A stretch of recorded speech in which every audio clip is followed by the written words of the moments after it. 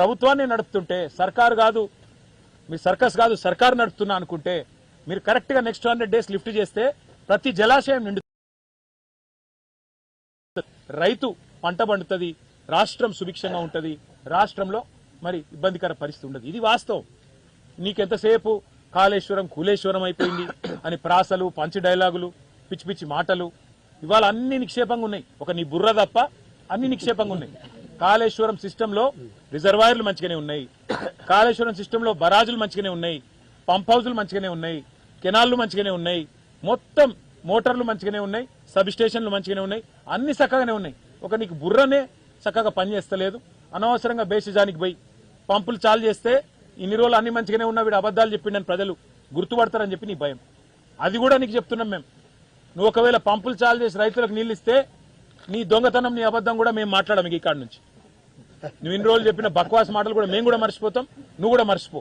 కానీ పంపులు చాలు చేయి. చాలు చేసి ఈ కరీంనగర్ కానీ నిజామాబాద్ కానీ నల్లగొండ కానీ వరంగల్ కానీ ఉమ్మడి జిల్లాలు వాటి మీద ఆధారపడ్డ లక్షలాది ఎకరాల పంట, లక్షలాది గొంతులు ఎండిపోయే పరిస్థితి, కరెంటు ఉత్పత్తికి ప్రమాదం వచ్చే పరిస్థితి, వీటిని ప్రభుత్వాధినేతగా రాష్ట్ర ముఖ్యమంత్రిగా నివారణ చేయగలిగేది. ఎందుకంటే మీరు ఒక్క ఇషారా ఇవాళ కేసీఆర్ గారు మాకిస్తే మేము పోయి మేము పంపులు చాలు చేయడానికి మేము రెడీగా ఉన్నాం. కానీ కేసీఆర్ గారు పెద్ద మనిషి, వారు మాకు చెప్పింది ఒకటే, సంయమనం పాటించండి, ప్రభుత్వం ఏం చేస్తుందో చూద్దాం అని చెప్పి కేసీఆర్ గారు మమ్మల్ని సంయమనం పాటించమని చెప్తున్నారు. నిజంగానే మరి వాళ్ళ రైతులు కనుక అనుకుంటే, రైతులు కనుక మరలబడితే రేవంత్ రెడ్డి నువ్వు ఆదర్శంగా తీసుకునే హిట్లర్. నేను అడిగిన ఒక పెద్ద మనిషిని, ఈ రక్తంలో లేదని అడిగిన నేను, ఈ రక్తం జల్లుమంటాడు ఏంది ఈయనకేమైనా పిచ్చా అంటే ఒక పెద్ద మనిషి చెప్పిండు, సార్ ఇదివరకు హిట్లర్ అంటాడు ఒకడు ఉండే, వాడు కూడా గిట్లే చేసిండు, ఈయన ఆయనకు ఆదర్శం అంటాడు హిట్లరు. కాబట్టి ఆ లక్షణాలు అన్నీ వచ్చినట్టున్నాయి ఈయనకు, హిట్లర్ లక్షణాలు కొన్ని, తుగ్లక్ లక్షణాలు కొన్ని, అందుకే అందులోకెళ్ళే ఇలాంటి అడ్డమైన మాటలు మాట్లాడుతుండు అని.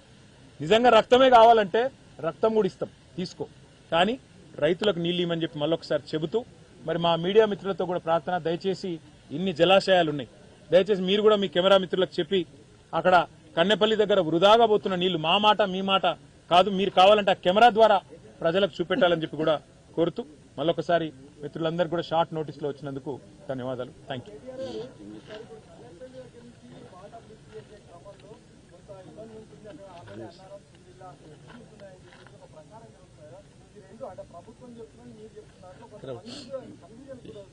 కన్ఫ్యూజన్ ఏం లేదు బ్రదర్. వాస్తవం ఏంటి అంటే మీకు పేపర్ క్లిప్పింగ్స్ సహా ఇస్తాను. ఉత్తమ్ కుమార్ రెడ్డి గారికి తెలంగాణ ఇరిగేషన్ డిపార్ట్మెంట్ ఇచ్చిన రిపోర్ట్ కూడా నేను మీకు ఇస్తాను. అన్నారం సుందిల్లా గ్రౌటింగ్ జూన్ 2024 అంటే మా ప్రభుత్వం దిగిపోయిన 6 నెలలకే గ్రౌటింగ్ అయిపోయింది. గ్రౌటింగ్ అయిపోయిన తర్వాత ఇవాళ అక్కడ పరిమిత స్థాయిలో నీళ్లు నింపవచ్చని నేను చెప్పట్లేదు. నిన్న మొన్న తెలంగాణ రిటైర్డ్ ఇంజనీర్స్ రాసిన లేఖలో వాళ్ళు చెప్పారు, ఫుల్ కెపాసిటీ కాకపోయినా పరిమిత స్థాయిలో నీళ్లు నింపి లిఫ్ట్ చేసుకోవచ్చు. 3 పంపులు కనుక సైమల్టేనియస్ సమయంతో కన్నెపల్లి దగ్గర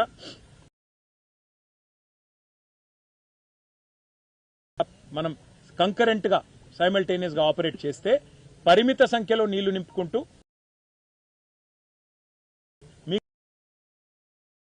మీటర్లతో ప్రాబ్లం ఉండొచ్చు. కానీ అన్నారంలో గ్రౌటింగ్ అయిపోయింది, సుందిల్ల గ్రౌటింగ్ అయిపోయింది, అక్కడ సమస్య లేదు.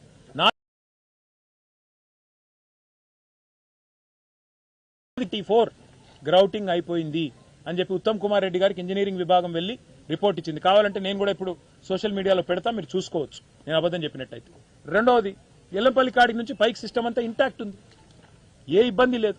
కాబట్టి ఇవాళ అడ్డం వస్తున్నదల్లా అహం. రేవంత్ రెడ్డి ఈగో దెబ్బతిన్నది, తప్పు ఒప్పుకోవడానికి ఆయనకి ఈగో అడ్డం వస్తున్నది. ఏంటి తప్పు? కాళేశ్వరం కూలేశ్వరం అయిపోయిందని చెప్పిన కదా, మరి కాళేశ్వరంకి వెళ్ళి నీళ్లు లిఫ్ట్ చేసుకునే సౌలతు నువ్వు రిపేర్ చేయకుండానే బరాజును ఉంది అని బీఆర్ఎస్ ఎక్స్పోజ్ చేస్తుంటే ఆయన గొంతులో పచ్చి వెలక్కాయ పడ్డది.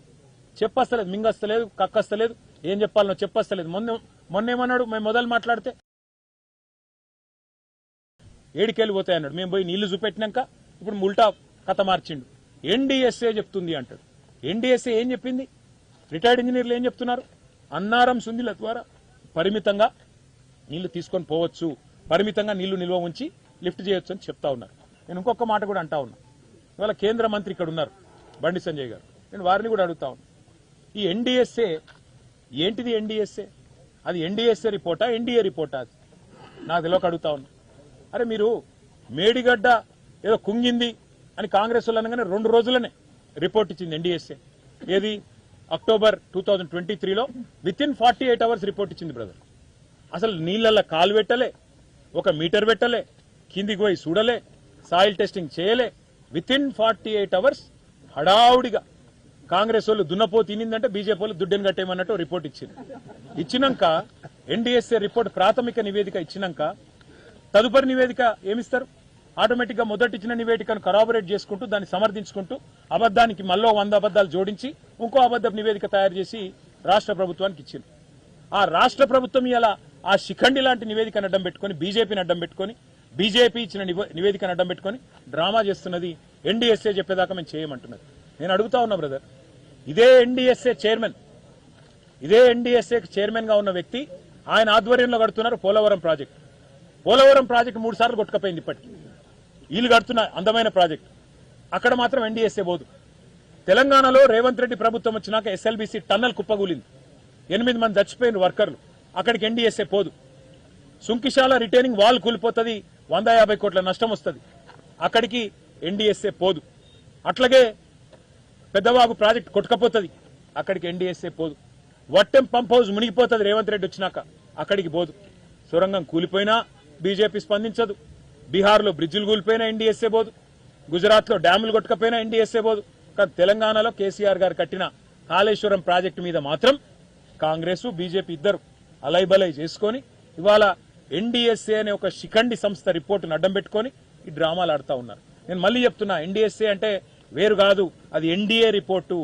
కాంగ్రెస్ బీజేపీ కుమ్మక్క ఇచ్చిన రిపోర్టు. 48 గంటల్లో ఆదరా బాదరాగా ఎలక్షన్ ఉంది కదా అని చెప్పి రాజకీయంగా మమ్మల్ని ఇబ్బంది పెట్టడానికి ఇచ్చిన రిపోర్టు మొదటి రిపోర్టు. దాన్ని కరాబరేట్ చేసుకుంటూ దాన్ని మళ్ళీ చెప్పి నిజం చెప్పించాలనే భ్రమలో రెండో రిపోర్ట్ ఇచ్చి అల్టిమేట్ గా ఇవాళ దాన్ని ఒక శిఖండి లాగా అడ్డం పెట్టుకుని రేవంత్ రెడ్డి రాజకీయం చేస్తారు. రిటైర్డ్ ఇంజనీర్లు కూడా నిన్న రాసిన లేఖలో ఒకవేళ జరగరాంది జరిగితే భద్రాచలానికి ప్రమాదం కదా, రిటైర్డ్ డ్యామే లేదు అక్కడ. అన్నారం బ్యారేజ్ కి సంబంధించి అదే తమ్ముడు, అక్కడెక్కడ డ్యామే లేదు. ఫస్ట్ ఆఫ్ ఆల్ 3 బ్యారేజీలు ఉన్నాయి. ఆ బ్యారేజీలలో కూడా నేను చెప్పేది ఏంటంటే, నేనైనా మీరైనా ఎవరైనా చెప్పేది ఇవాళ అక్కడ ప్రవహిస్తున్నది 1,00,000 క్యూసెక్కులు. 1,00,000 క్యూసెక్కులు అంటే 9 టీఎంసీ. మీరు అన్నదే నిజం అనుకుందాం ఒక్క నిమిషం. ఇదే కన్నెపల్లి పంప్ హౌస్ దగ్గర క్యూసెక్కుల వరద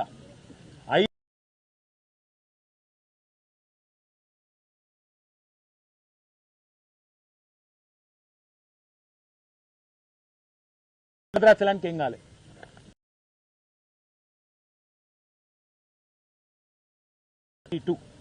ఆ రోజే 247 టీఎంసీల ప్రవాహం వస్తేనే అంత ఉధృతంగా మేడిగడ్డ బ్యారేజ్ మీదికెళ్ళి నీళ్లు పోయినాయి, అయినా ఏం కాలే భద్రాచలానికి. ఇలా 9 టీఎంసీల నీళ్లు పోతే భద్రాచలం కొట్టుకపోతుంది అంటే మెడకాయ మీద తలకాయ ఉన్న నవ్వుతాడా, వింటాడా? దాన్ని నేను అనేది అదే, మీకు అర్థం చేసుకోండి. మీరు ఇంకొక మాట, అదే రిటైర్డ్ ఇంజనీర్లు చెప్పిన మాట ఏంటంటే బ్రదర్, 3 బ్యారేజీలలో కూడా మేడిగడ్డ పక్కన పెట్టిన 2 బ్యారేజీలలో కూడా కన్కరెంట్ గా సైమల్టేనియస్ గా నడిపితే, సమన్వయంతో నడిపితే వెంటనే నీళ్లు పరిమిత స్థాయిలో అన్న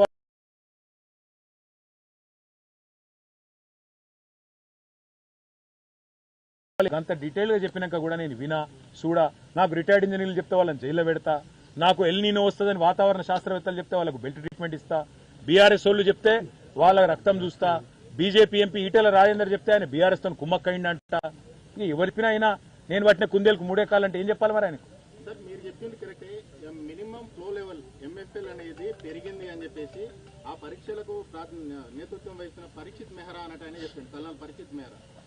ఇప్పటిదాకా వీళ్ళందరూ చెప్పింది తప్ప ఆయన మేరానో లేకపోతే రేవంత్ రెడ్డి చెప్పింది కరెక్ట్. రిపేర్లు జరుగుతున్నాయి, నవంబర్ వరకు అందుబాటులోకి వస్తుందని అన్నారు. ఈరోజు ఉత్తమ్ కుమార్ రెడ్డి కూడా మేము బ్యారేజీల నుంచి నీళ్లు ఇవ్వము అనట్లేదు, ఇస్తాము, బీఆర్ఎస్ రాజకీయం చెప్తుంది అంటున్నారు. సరే, ఇప్పుడు ఉత్తమ్ కుమార్ రెడ్డి ఏం చెప్తాడు, రేవంత్ రెడ్డి ఏం చెప్తాడు అన్న దానికంటే పంటలు కాపాడతారా రైతులే లేదా, మీకు చిత్తశుద్ధి ఉందా లేదా?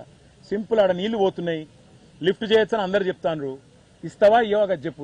నీకు రైతుల పట్ల నీ కమిట్మెంట్ ఏందో రాష్ట్రానికి ఆల్రెడీ తెలిసిపోయింది. 6 సార్లు రైతు బంద్ వేయాలి రేవంత్ రెడ్డి ఇప్పటికి వచ్చినాక, 4 సార్లు ఎగ్గొట్టిండు. మొదటిసారి అప్పుడు కేసీఆర్ గారు కూడబెట్టి పెడితే దాన్ని ఆపిండు. ఎలక్షన్ కమిషన్ ఉత్తరం రాసి ఎలక్షన్ అయిపోయినాక అదే ఇచ్చిండు. నిన్న ఒక్క